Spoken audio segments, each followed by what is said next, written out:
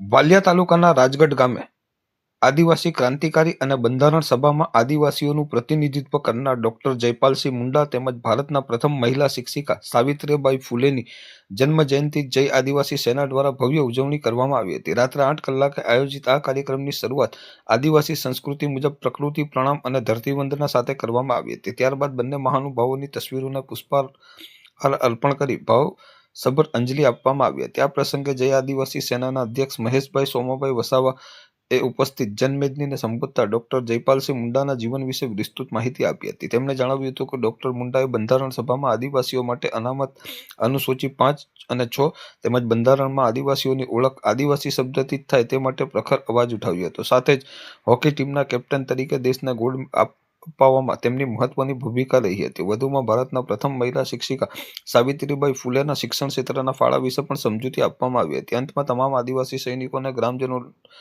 આભાર વ્યક્ત કરી કાર્યક્રમનું સફળ સમાપન કરવામાં આવ્યું હતું।